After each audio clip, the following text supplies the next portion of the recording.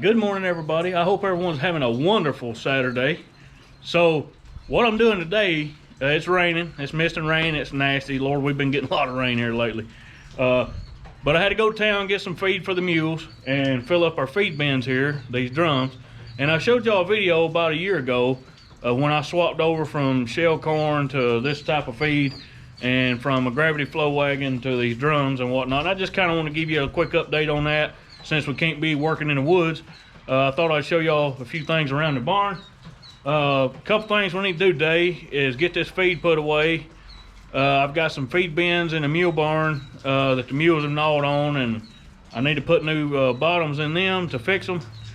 And then I've got a saw, one of my older saws that is needing to rebuild. It's getting a little tired, and I've got to put a cylinder on it. So I'm gonna tear it down and get it ready for the new jug, and I'm gonna do some port work on the jug. I'm not really gonna show that because y'all, I'm not an expert porter.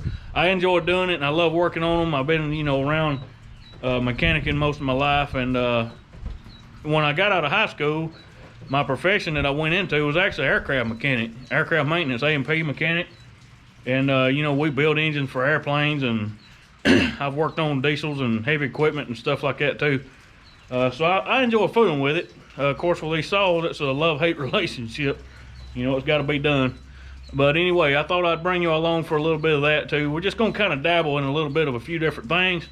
So if y'all don't care, sit back, grab something to drink, and y'all can tag along with me.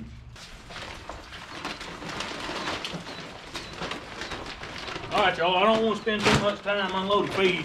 I know that ain't very interesting to watch, but I just want to tell y'all a little bit about these drums and a little bit about the feed. These drums, y'all, will hold,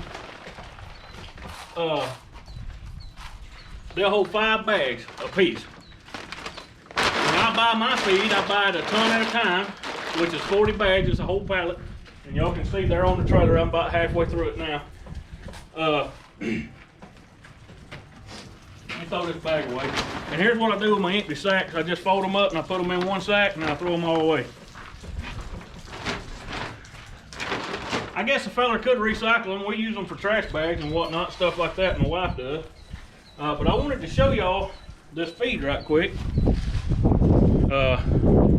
Show you what it looks like. There's corn, oats, barley, molasses. I mean, there's a good bit of stuff in it, and it's got mineral mixed in with it. Y'all, this has been the best feed I have ever fed in my life. No, hands down. Let me get one of these tags here. Let's see. Now, I'll show you. Right here's the tag off of it. Hopefully y'all can see that. This is who makes it and the number on it. It's that Special Horse 111 is what the feed store calls it. But y'all, I get it a ton at a time. Like I said, which is 40 bags. Each one of these drums will hold 5 bags. Surely that makes sense. And the drums, y'all, has been really good. I like them. They work real good for me. Now, these drums, let me show y'all this. These drums has got these locking rings, you can put on the lids. You can do that if you want to. I don't do it. I mean, they're under the barn here and out of the wind and the weather and whatnot. The wind will blow through here a little, but it ain't terrible usually. And these lids are sealed pretty good just by, they'll seal pretty good just putting them down and kind of taking your hands and popping them down. I haven't had any trouble with them coming off, sitting under the barn here. So these drums have worked out real good, and I just wanted to get back with y'all because about a year ago we had done a video on these drums, and kind of didn't know how I was gonna like them compared to the gravity wagon, and also, this feed compared to traditional feed that we feed here in Tennessee. Which most of you old timers, you old mule skinners. My grandpa and the guys I know that has helped me along, they've always fed shell corn or whole corn. Corn that's still on the cob. They would just feed it to the mules, let the mules gnaw it off the cob, That's kind of always been the thing. But y'all, with this new hybrid corn that's coming out now, the corn kernels don't have a whole lot of heart in it. And plus, when they go to dry it, after it is shelled and they take it to the granaries dry it so hard that it dries the heart up in it, you know, to get the moisture down in it where they can do something with it. And I found that it just don't keep your stock. It's not much good. It don't have a lot of heart in it. It don't keep no weight on them, especially when you're working them. And it's important to feed an animal when you're working them. You gotta feed them if you expect them to work.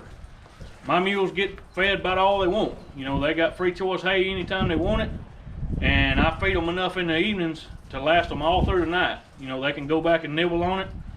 Now, some mules and horses you can feed them that way. Mainly mules, you can feed a mule that way. Some horses you can't because they'll eat too much and they'll founder. So you got to be careful with that. I don't feed twice a day just because I have got a schedule I got to keep, and it keeps me hopping. But what I do is, in the evenings, I'll tie them in the barn in here.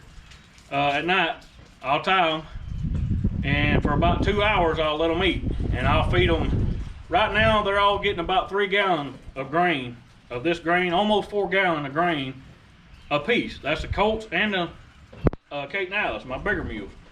They all get the same amount, and then when I go turn them out at night, when I go to release them to let them get back out in the lot, they've always got feed left over, and you know, throughout the night they'll come and pick and eat a little bit, and usually by the next morning when I come out to check on them before I go to work, they've done cleaned all the feed up and everything's good. So that's kind of how I feed, and that's what these feed barrels are for. And I just want to, you know, touch on this feed here. It's been a good feed. So probably the next project we're going to get into, we've got to fix them feed bins in the barn. Like I say, my mule's been gnawing on them. Them colts like to gnaw on stuff. They go through a teething process just like, you know, kids do. And not to mention the fact that mules just like to gnaw on wood, especially if they're not getting the right minerals. Sometimes that can be a thing. Sometimes they just like gnawing on wood. And some of them are worse than others about it. And they like pine. They really like pine. But anyway, we're going to go and try to get those feed bins fixed right quick, and then we're going to tear down the steel chainsaw. I'll take y'all along for that. And I'm just going to kind of speed through the different processes, y'all. I don't want to hold you up and take too much of your time, but I do appreciate y'all hanging out with us so far. All right, everybody. Now I'm out here in the barn, a mule barn, where I got my tie stalls, and got to do a little work on my feed bins here. I've had people ask me before, you know, about the dimensions and how I've got them set up and all this kind of good stuff. So we're just going to kind of go over it real quickly. And of course, I've got my #1 inspectors here to help me. This is May. She's a colt that I raised.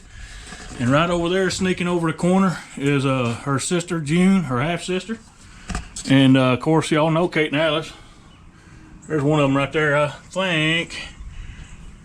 think that's Alice. Yeah, that's Alice. Okay, so anyway, I just want to show y'all what's been going on. All right, so here's my feed bins. They're supposed to look like that and have a bottom in them. But May, my youngest mule, May, she likes to gnaw and chew wood, and she especially likes pine. So anything with pine in it, she likes it. But anyway, that can be from mineral deficiencies and all kind of other things. And I do feed them mineral, y'all, so don't go off on me. I do feed them minerals. This is just something, if you own mules and horses, some of them are going to gnaw and some of them ain't. That's just the way it's going to be. You can do things to slow it down, like put diesel fuel on it. You know, if they're gnawing on a fence like this, you can run a hot wire down it if you want to, you know, whatever. But for today, I'm just trying to get these feed bins fixed to where I can feed them. Because see, here's my tie chains at night. Every one of them's got their halters hanging up here. There's my lead chains I use for my big mules, and every one of them's got a halter hanging up. And at night I bring them in and I feed them. And I tie them up for a couple hours and give them a chance to all eat. And then whenever the 2 hours is up, I come out and I turn them out. And usually, y'all, they've got a lot of feed left in the bins. And at night, they stay out here in this lot at night. And they'll come up and they'll snack on their feed all throughout the night. Hey, May. June, you coming around to see them too? And it, you know, at night, by the time the morning time comes, they've got it all cleaned up and ready to go. So anyway, I just want to take y'all along, kind of show you a little bit about what I have to do. We can't log today. You know, it's so wet, y'all. It's just ridiculous. It has misted and rained off and on all day today. And see, here's my culprit here. She's mad at me because I'm taking her wood away. Hey, quit. These are the ones that come out of the other two stalls, and I'll show y'all right quick. Back up, May. I'll show y'all right quick what the end product looks like right quick. So that way y'all get the idea. See, I put new plywood in the bottoms, and that'll make for some nice feed bins. And this time I used regular plywood instead of OSB. That OSB, they can kind of tear it, you know, a little bit. So anyway, we're gonna replace it with plywood. And I also went with a thicker plywood. I went with 3/4 plywood, which would be a little bit stouter. So I don't know, it'll last until it don't, I guess. Y'all, I'm telling you, this one right here, she's hard to beat. She's a good one. Her mama was the best mare I ever threw a harness on. She was a good mare. And she's gonna be just like her. I got a feeling. Okay, so here we go. Now I know this ain't the best light in the world down here, y'all. I've got lights in this barn, but they run off of an extension cord. And right now I'm using the extension cord over at the other barn to run my skill saw. So I'm kind of robbing Peter to pay Paul, I guess. I don't know if any of y'all have to get by like that or not.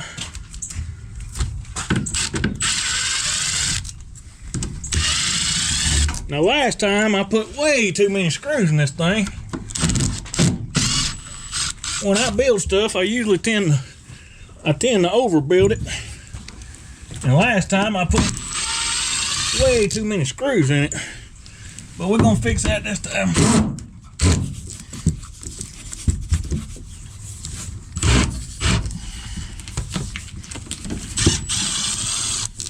Now I don't know those of you that do that build, you carpenters and whatnot. Whew. I probably should have my safety glasses on. I'm not as good about that as I ought to be.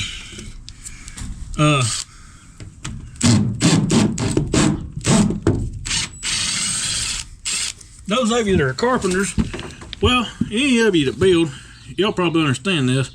These Torx bit screws, man, they're the way to go.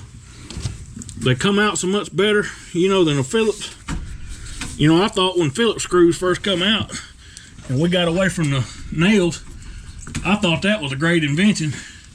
But man, these Torx bit screws are where it's at. They just don't strip out as easy as a Phillips screw. All right, let me make sure I'm getting all of them. May, are you still hungry? You're still eating this board, ain't you? I don't think she wants me to take her board, y'all.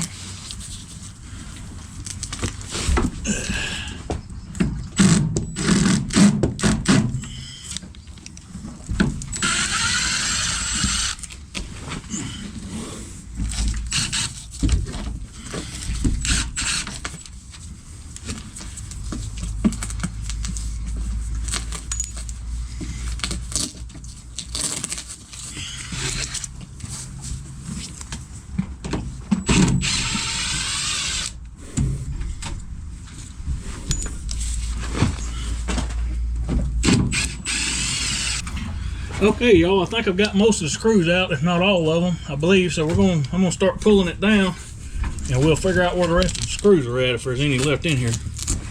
Okay, got a little bit of feed in here that they haven't eaten, so I'm gonna go ahead and get it out.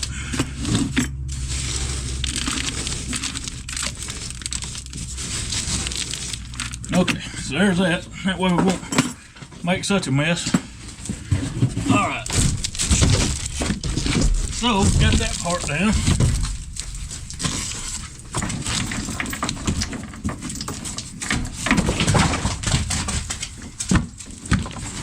Let me make sure I got all the screws. I knew there was a couple I couldn't get to.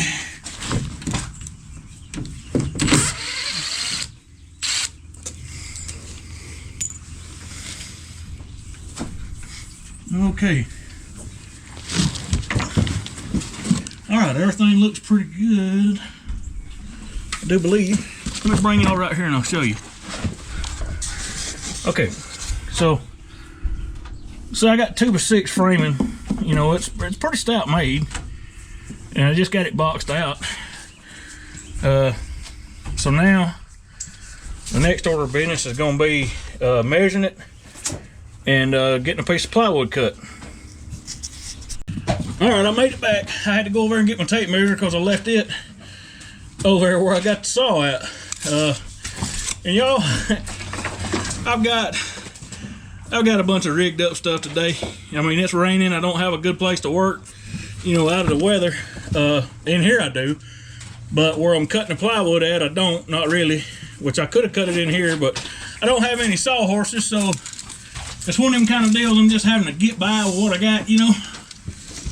So that's gonna be 22.5 on the bottom, and then 22.5 going that way.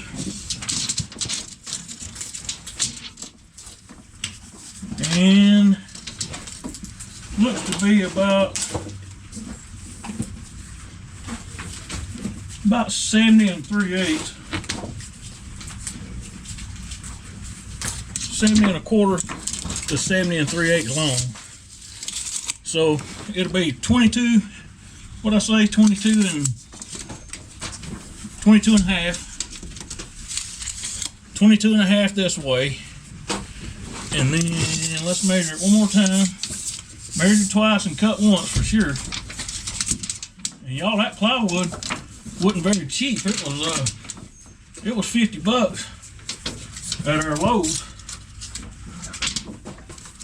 So definitely don't want to mess it up. 70 3/8. So 70 3/8 going this way by 22.5 this way. That's what the bottom will be. So that's what we need to cut.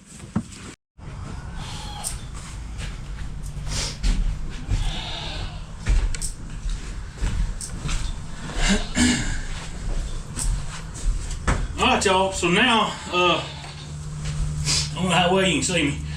Like I said, I'm just having to get by. We're in the horse trailer, actually, right here at the barn where I can get to some power. So I'm gonna lay this out right quick. It was 22.5.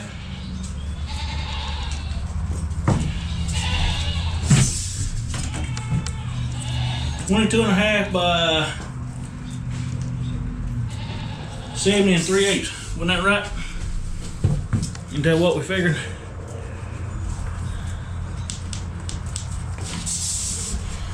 I'm just gonna take a level and come back and draw my lines right here. I'm gonna go ahead and make mine for the 70 3/8.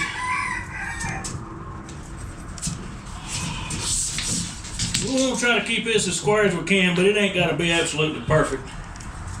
If it's a little off, that'd be all right. Nobody gonna see it but me and y'all. Okay. This is just how I do it. You know, if you gotta draw a long line and you ain't got a chalk line, just make you several marks. And then I'll bring y'all right here where you can see what I'm doing. That's just what I do. All right, you see I got 2 marks there and 2 more marks right here. So what I'll do is I'll take my level and line up them 2 marks and these 2 marks just like that. Okay, I know y'all, hard for y'all to see it, but anyway, so that's what I'm gonna do, and I'm just gonna lay this line out, and I'm gonna lay out my long line. and then I'll be ready to cut it. I'll be back with y'all in just a minute. All right, here we go, y'all. Cover your ears.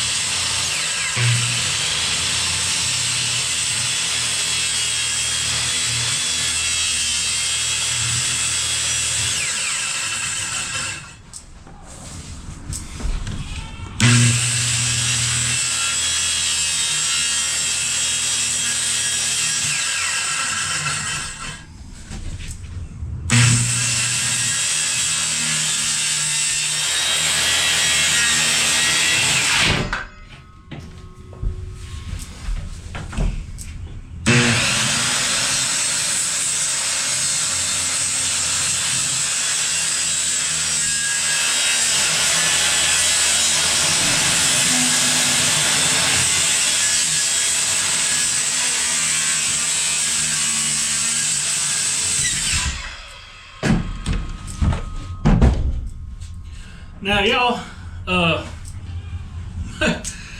sometimes you just do what you have to do to get by. You know, I'm using feed buckets to prop this up on, and don't have the right sawhorses. We're just kind of having to get by.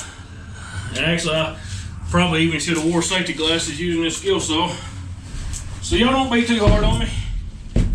We just kind of Mickey Mousing our way through it, trying to just get by today anyway. Now I am all about safety. I do try to preach that as often as I can.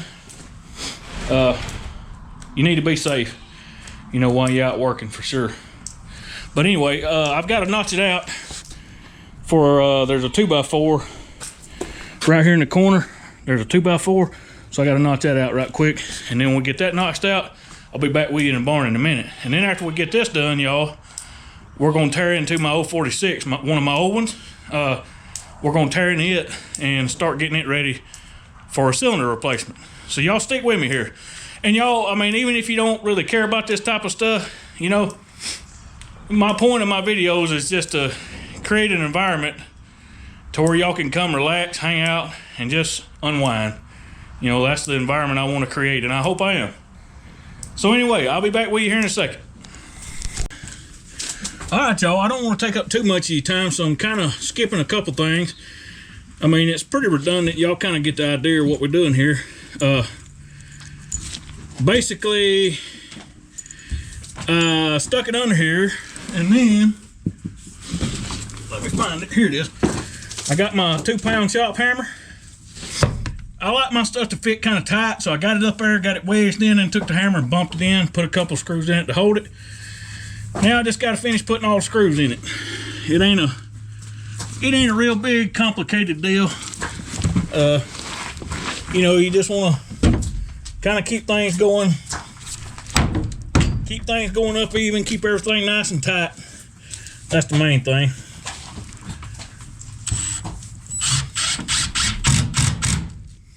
I'm not going to put near as many screws in it this time, because I got a feeling with these jug heads, I'm going to be back out here doing the same thing again, so eventually it ought to last a while. Let's see, I've got a beam right here, and y'all, you could get this a whole lot more accurate than what I'm doing. You know, if you were to measure it out and draw lines and all that good stuff, you could get it a whole lot more accurate. But like I said, ain't nobody gonna know it but us.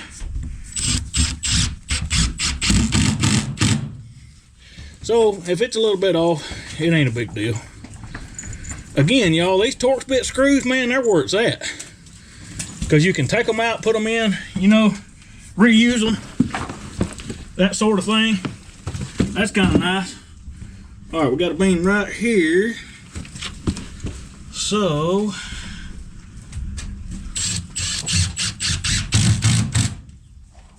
Put one right there. And then back here in the back. And like I said, I'm using a whole lot less screws this time than last time for sure. Because you just don't need all of them really.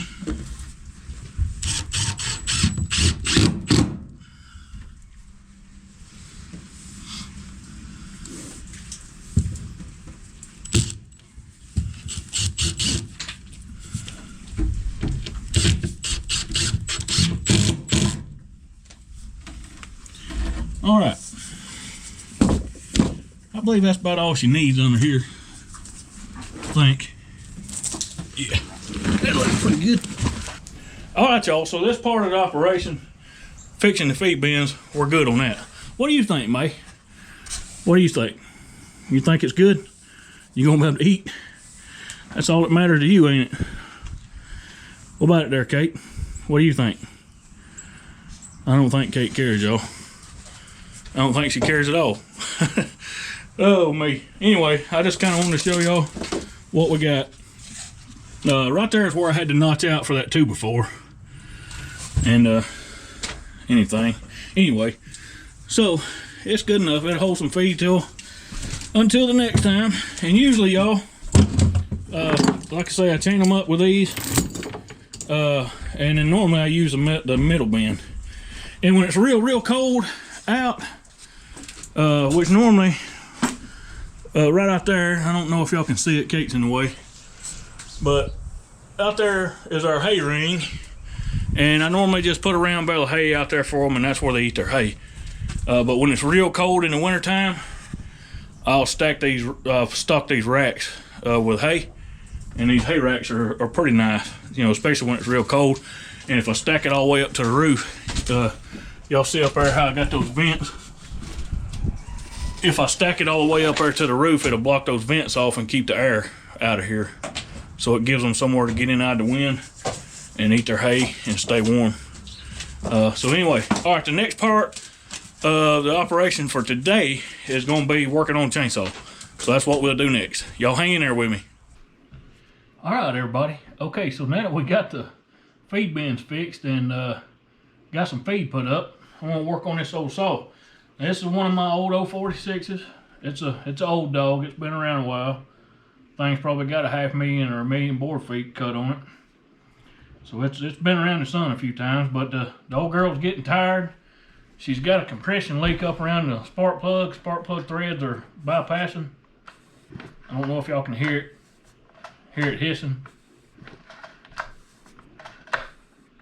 And it ain't got much compression, and it's just getting tired. So it's time for a rebuild, and this time I'm going to be putting this is a Meteor aftermarket, a Meteor piston and cylinder kit.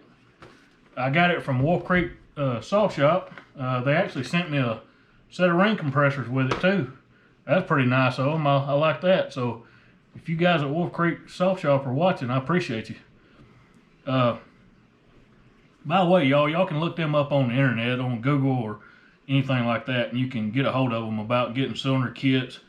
They've got so many parts for these old saws. And, you know, I would like to have one of the newer 500Is or maybe one of the newer 661s for cutting timber, you know, but good Lord, they're $1,600 or more. You know, and you really can't work on them. You know, there's so much electronic stuff on them. I can't work on them anyway. These old saws, 046s, 066s, 460s, 461s, 660s, 661s, you know, I know them saws pretty well, and I can work on them pretty good. So that's kind of one reason why I stick with them. And two, like Steel versus Husky, I like them both. They're both great saws. I've cut with both. I like both. The main thing here in my area is we got more Steel dealers than we do Husky dealers. Of course, nowadays, getting stuff offline is a whole lot easier. So that makes it nice. So the first thing we need to do, y'all, is get this top handle off. It's pretty easy. Ain't much to it. And probably what I'm going to do, y'all, to save time, because I know I've already taken up enough of y'all's time today, I'm probably just gonna kind of speed through this, speed the camera up, and just kind of let y'all get the highlights of what's going on here. And I'm trying to hold it to where y'all can actually see what I'm doing too. You know, for maybe some of you guys that's got these old saws and might need to work on them a little bit, and you ain't never tore one down, this might help you. But now I'm gonna tell you, there's a couple channels out there, y'all, that you really need to go check out. If you like chainsaws and like tinkering on them and small engines and stuff like that, if you like tinkering on small engines and chainsaws and doing port work and all that kind of good stuff, my channel is not the channel for that. I tell you whose channel are though. The Iron Horse, y'all can look him up, Mr. Harvey. He's sharp as a tack on these old saws and doing port work, you know, hopping them up, souping them up, whatever you want to call it. Another great channel to look at, y'all, is called the Tin Man Saws. He's really good. I've learned a ton from both of those guys on porting. I've tried porting before, and it was kind of a hillbilly, a hillbilly hack job, if you want to know the truth. And I'm sure that I did not get it right. But on this job here, I'm going to be taking the advice of the Tin Man and the Iron Horse, and we're going to go through and port this cylinder to give this 046 just a little bit more giddy up, and just make it go a little better. So I just kind of want to give y'all a little background on this particular saw, and what we're going to do to it, the end result. And whenever I get through with it, y'all, when I get through with the port work and get it put back together, probably what I'll do is do another video later on just getting it back together, so that way y'all can see that, you know, of us reassembling it. I'll show you what I did on the cylinder, give you some of my numbers on my port work that I did. One thing I want to tell you right quick before we get too far gone, y'all, before you start working on these things, dump the gas out of them, because I'm going to tell you, it'll make a freaking mess. You'll have it all over you, and I'm working at the kitchen table, and I'm sure my wife's going to kill me when she comes in and finds out about it. But I don't have a shop to work in, so it is what it is. We just do the best we can. But let the gas out of it, you know, and that'll help a lot. But I'll show y'all, after I'm going to show y'all tearing it down today, and then later on next week I should have everything. I've got to wait on a couple more parts that I needed to take it apart, or not take it apart, but to actually do the porting.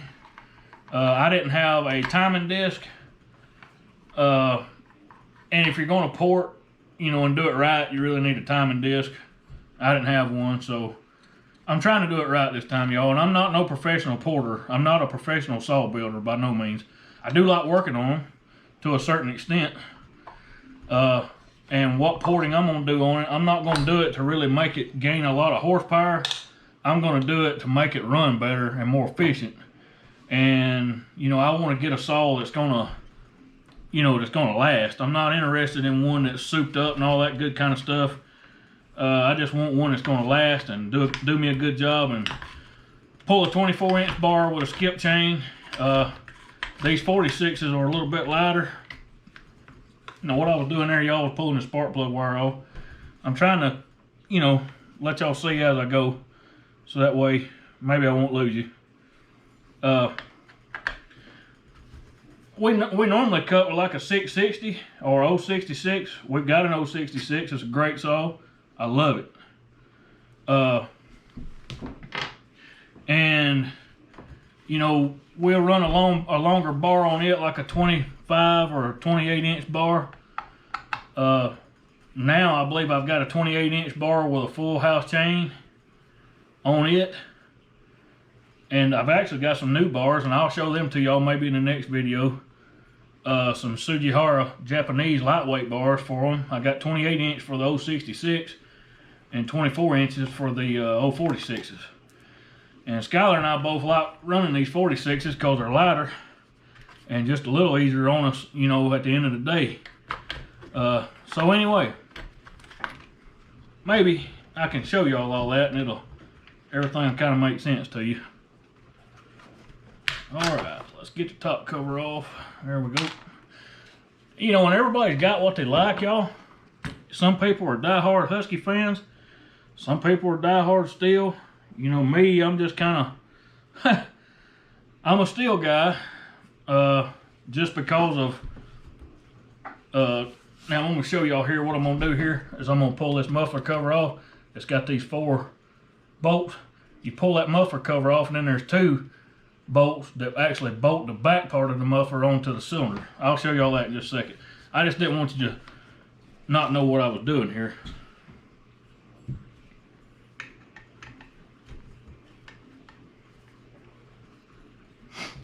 We'll turn around like that so y'all can kind of halfway see anyway.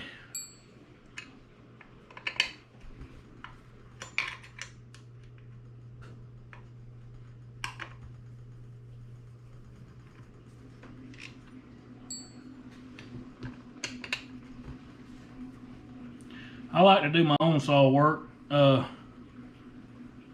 mainly because a lot of times when you carry it into the shop, you know, it might be 2 or 3 weeks before they can even get to it, which is understandable. I mean, if there's a shop that's any good, they're going to be backed up. Problem with that is, though, it's hard on us, you know, because we're out here trying to make a living. So on these rainy days like it is now, we can't get in the woods, we can't log, so, you know, I've got 3 more saws. I've got another 46 just like this one. I've got a 461. It needs to be rebuilt. Actually, I bought it as a junk saw. I bought it as a junk saw, and it needs to be, you know, rebuilt. So, but my point is, I've got backups. You know, these old saws, if they quit, we can just throw them in the corner and come back later. You know, it's not a big ordeal. Okay, I don't know if y'all be able to see it, but right in there, there's 2 more bolts in there that holds that back part of that jug or that exhaust muffler on. So I'm gonna pull it off, and I may have to get my flashlight. It's kind of hard to see up in there. I need me some of them fancy Torx bit T-handles. If y'all go check out the Tin Man, like I was telling you, or the Iron Horse, that's what those guys use, and they seem like they get by real good with them. Let me see. I got a flashlight here in my pocket. That's better.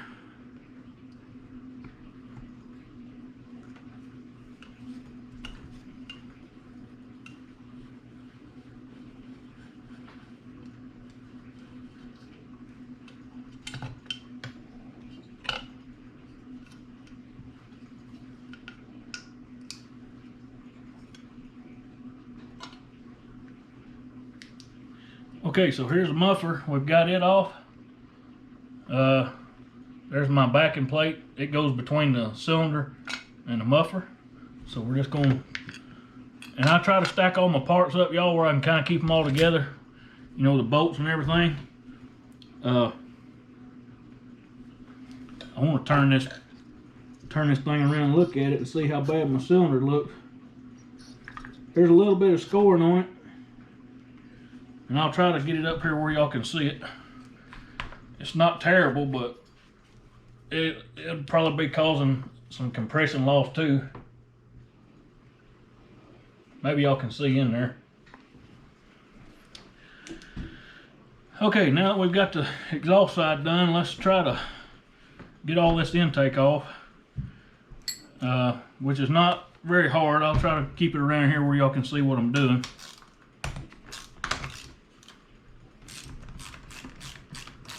And again, y'all, I know a lot of you probably are not going to care a whole lot about chainsaws. Some of you might not even care nothing about logging or mules, but I want you to be able to come to my channel and just hang out and have a good time and, you know, visit. I enjoy hearing from y'all in the comments. You know, a lot of you have logged in the past or had mules or horses in the past. Some of you haven't, and that's okay. I welcome everybody. from all walks of life. And that kind of reminds me of a scripture that I wanted to share with y'all today. I try to put a little bit in for Jesus every time I get the opportunity, y'all, and I hope you'll just bear with me here. But there's a scripture that me and my little girl, my youngest girl, Sarah Beth, has been learning over in the book of Acts, chapter 10. I believe it's chapter 10 and verse 34, or it might be verse 4. I can't remember. But the scripture goes like this. It says, "Then Peter began to speak. He said, I now realize how true it is." Let me get my screwdriver here, and we'll get right back on track. Peter said, or the scripture says, "Then Peter began to speak. I now realize how true it is that God does not show favoritism, but he accepts men from every nation who fear and do what is right." And y'all, that's kind of the way I feel about my channel. I feel the same way Jesus does. I want everybody from everywhere to come and hang out with us, have a good time. You know, talk to us in the comments. Tell us what's going on. You know, if you got any major concerns, anything bothering you, again, I like to pray for any of you. That's what we're put here for.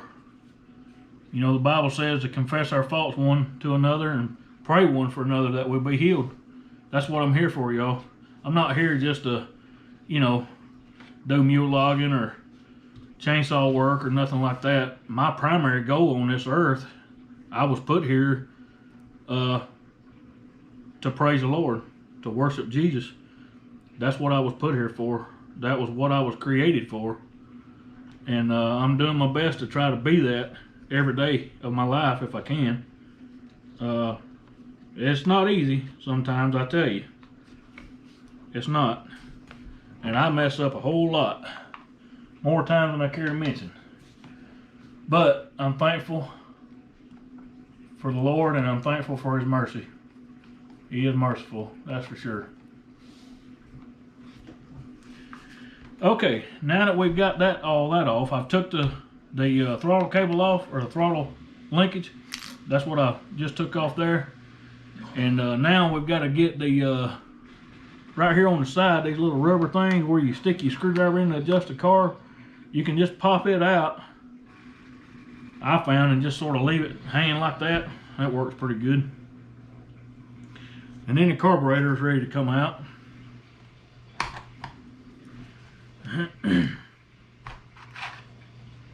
I've taken these old saws apart so many times I can about do it in my sleep. You know, I've worked on them. I worked on them a bunch.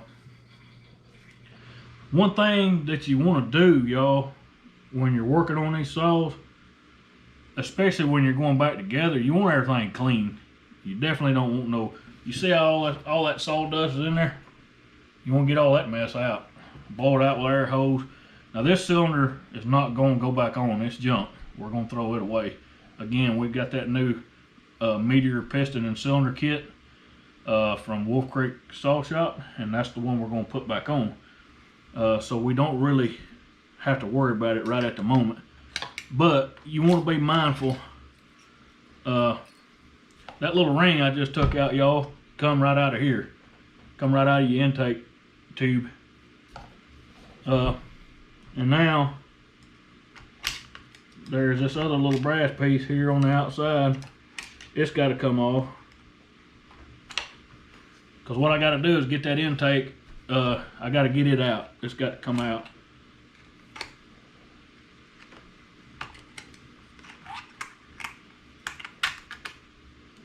And actually, what I'm going to do is I'm going to fold it up and push it through, and leave this piece on. I'm not going to take it off. I'll just leave it on and push the intake through, and then let the intake come out with the cylinder. Okay, let's see here. That'll be the next step to do, actually, is to go ahead and get it fed back through. At least get it started anyway. You don't have to feed it all the way through, but you want to, I do anyway. I like to get it started. let's see, I got to use my other Allen wrench for this, or Torx bit wrench. Now these are the hold down bolts. Let me bring this back over here where y'all can see. These are the hold down bolts for the jug. You just go straight down these little holes in the top and back them off. And there's 4 of them, 2 in the back and 2 in the front.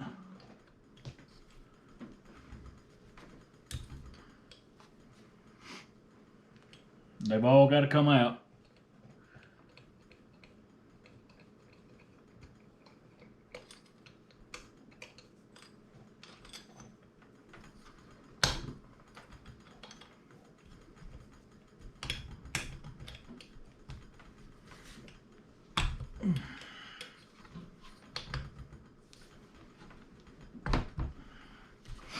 Getting a little slippage here. Let me get it around here on my side where I can do something with it. Tell you what, let's just go this front one. Sometimes y'all, when you get some that's real tight, if you'll go ahead and break the rest of them loose,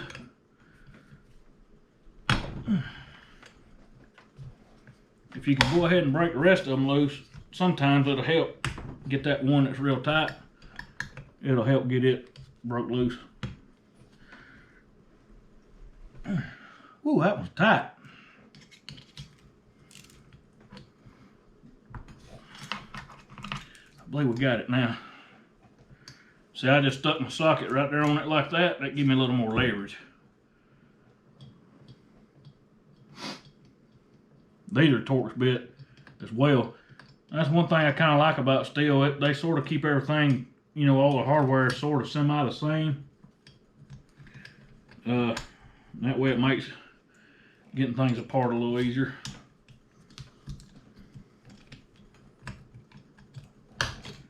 All right.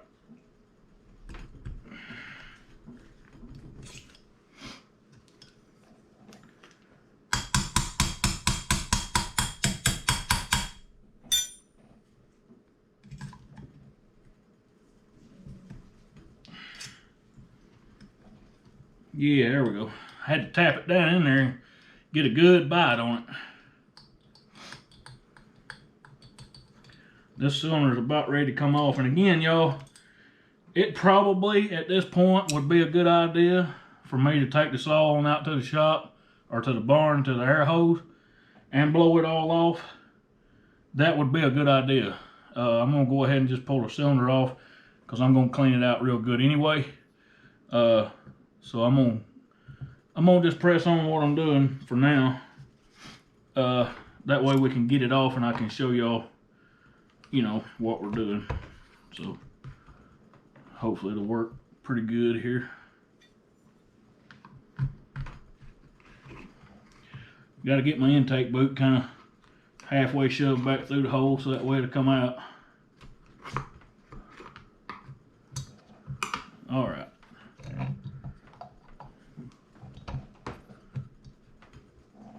I think we got one hold down bolt still holding us.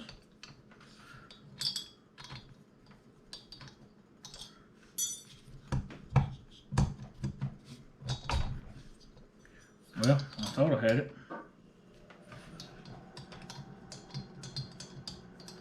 Yeah, that ought to be good there.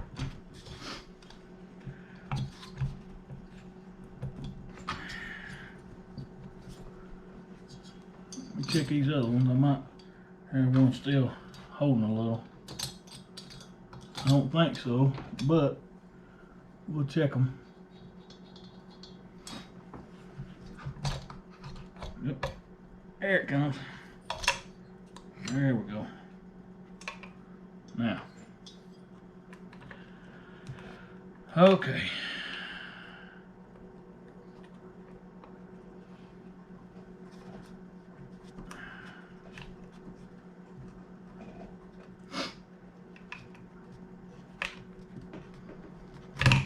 Get this base gasket off. Alrighty. So here it is, y'all. I mean, it's tore down now to where I need it to be to rebuild it. I think it'll work, you know, like it is as far as my lower end, the lower end looks pretty good. You kind of want to just check the bearings, give them a good wiggle. There's main bearings down in the case on each side. There's one bearing on this side, one bearing on this side, and seals. You know, you kind of want to make sure them bearings are good. Push down on them and give them a good wiggle. Now the piston, it's going to have some play side to side like that. That's just going to happen. I've been running a little rich. I got, this is one problem I've had with this saw. Been running a little rich on it. I've had some carburetor trouble and intake trouble, I believe. But we're gonna fix it up, make it new again. Here's the piston on the inside so y'all can see it. It's got some, it don't look too bad. I mean, it's got a little bit of plating that's coming off, but it don't look too awful terrible. But we're gonna fix it up. That's the old one, so. Anyway, this is it, y'all. I just kind of want to bring y'all along and let you see, just let you see kind of what I have to do, you know, to keep myself going in the business I'm in. It's not just driving a pair of mules. It's not just driving a log truck. It's not just cutting timber. It's not, you know, it's a whole lot of other stuff, you know. I can't really afford to sub out everything that I need subbed out, as far as like when we break down. I couldn't afford to do that. I'd be broke pretty quick. Not to mention the fact that some stuff I would like to sub out. To be quite honest with you, the problem is we don't have anybody to sub it out to. You know, like doing welding and stuff like that could be done. And a lot of times in the past, what I found out happens is when I try to sub out welding or something like that, I wind up having to go back and do it myself anyway. So there's that. So I've got this all tore down. Now she's ready for the new cylinder. Probably what I'm going to try to do, y'all, is I'm going to do all my port work on my own, because I'm not good enough to try to teach y'all how to do that. However, like I said, the Iron Horse, Harvey, his channel name is the Iron Horse. He is good. He knows what he's talking about, y'all. Also, okay, so as I was saying before I was rudely interrupted by my GoPro battery, I'm not a professional porter, y'all, or saw builder, whatever you want to call it. I've worked on a bunch of them. I've had to over the years. I've blown a few up, you know. I've put a lot of these cylinder kits on, you know, throughout the years. I've done that quite a bit. Put a lot of carburetors on, you know, whatnot. But I'm not a professional porter. I'm still learning. And again, what I was saying before my battery died, if you're interested in this type of work, you know, porting cylinders, working on chainsaws, whatnot, please, by all means, go over to the Iron Horse channel and check out Mr. Harvey. And check out the Tin Man at Tin Man Saws on his YouTube channel. Tin Man has got a really, really, really good series of videos on port work. And y'all, I mean, these guys, they know what they're doing. So go check them out, you know, if you're interested. I did, while I was waiting on the battery and everything on the GoPro, I did go back to the barn and blow it out good. I've got the piston out. There's a little bit of scoring on the piston on the exhaust side. Y'all can see that. So that's probably where some of my compression was going. Most of it was going out the spark plug hole though, because the spark plug threads were stripped out. I don't know why. Skylar and I both use this saw, so I can't really say. I don't think I over torqued the spark plug and messed them up, but I could have. It's possible. So anyway, long story short, this saw, the 046 mag that we call Tiffany. I'll have to tell y'all that story about why we call her Tiffany too, by the way. But the 046 that we call Tiffany, she's gonna get some new life breathed back into her. And the reason why we call her Tiffany, y'all, is because when we first got her, she was temperamental, didn't want to run right, you know, just caused us a lot of trouble, and finally got it straightened out. You know, Skylar told me one day, he said, you know, that saw's kind of crazy. We need to call her Tiffany. I said, why Tiffany? He said, well, you know, every girl named Tiffany is crazy. So anyway, that's why we call her Tiffany. We got another one just like her that we call Betsy. She's a good saw. She's fixing to get rebuilt next. Nothing wrong with her. She's just getting tired. So we're going to breathe life back into her. And then we've got Annie, which is our 066. She's tried and true, y'all. She's faithful every single time. She's just a good saw. Those 066 flat tops were just great, just legendary saws. But anyway, I'm going to go ahead and end this video here now. Like I said, I've got the piston out. I've got the rod bearing out. Here's the rod. Y'all can see it.